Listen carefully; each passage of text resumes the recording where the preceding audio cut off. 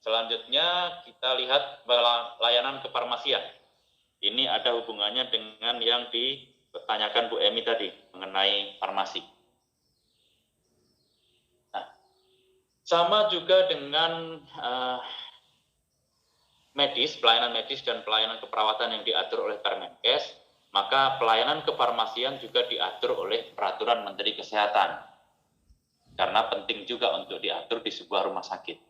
Yang disebut standar pelayanan kefarmasian di rumah sakit. Ini merupakan dasar hukumnya. Diterbitkan tahun 2016, kemudian isinya ini.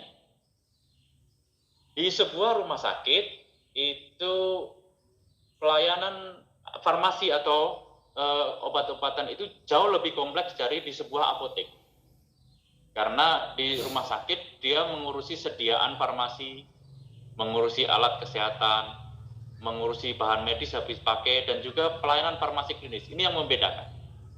Tidak ada di apotek pelayanan farmasi klinis, yaitu farmasi harus visite pasien ke ruangan-ruangan untuk melihat apakah pemberian obatnya sudah sesuai dengan standar atau tidak.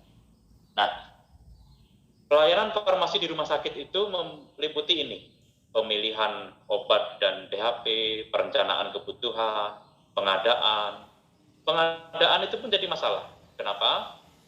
Karena kalau apotek rumah sakit, farmasi rumah sakit membeli obat dari distributor atau pedagang besar farmasi yang nggak punya izin, itu saja sudah melanggar hukum.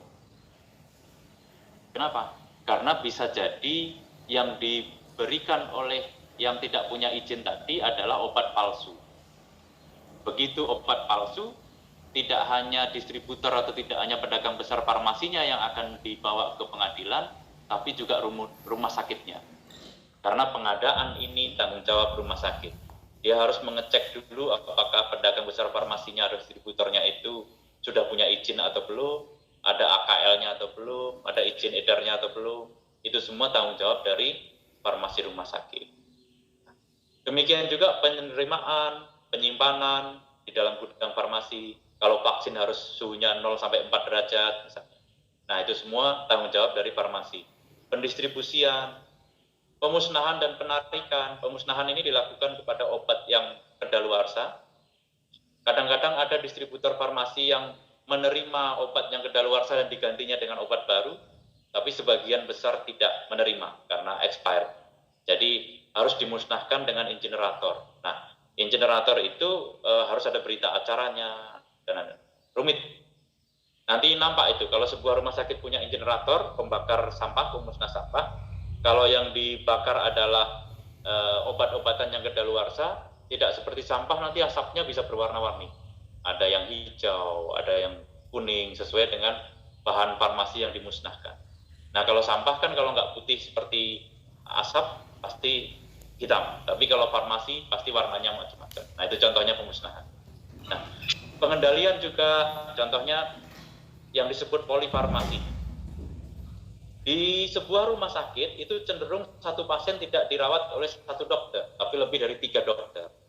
Di luar negeri ini enak, karena satu rumah sakit itu menggaji dokter secara tetap, dia nggak boleh kerja di rumah sakit yang lain, sehingga jam kerja para dokter tersebut ada di rumah sakit. Dokter tersebut dalam menangani pasien langsung berkomunikasi, diskusi, sehingga obat yang diberikan oleh masing-masing dokter tidak berlawanan dengan obat dokter yang lain.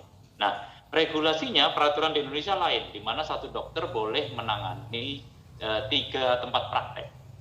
Termasuk rumah sakit, berarti dia maksimal boleh menangani 3 rumah sakit. Oleh karena itu, bisa terjadi tidak ketemu antara dokter yang menangani satu pasien dengan dokter lain yang juga menangani pasien tersebut. Contoh, pasien mau dilakukan pembedahan, tapi usianya tua, usianya di atas 60 tahun, maka otomatis penyakit dalam dilibatkan. Karena di penyakit dalam itu ada geriatri namanya, kedokteran yang mempelajari tentang orang tua. Nah, kadang-kadang kalau di Indonesia nggak pernah ketemu dokter bedahnya ini dengan dokter geriatrinya, tapi ketemunya di tulisan, di rekam medis. Nah, kalau di luar negeri ini karena hanya satu rumah sakit itu boleh kerja satu dokter, maka dia bisa ketemu. Kalau di Indonesia dibolehkan tidak ketemu.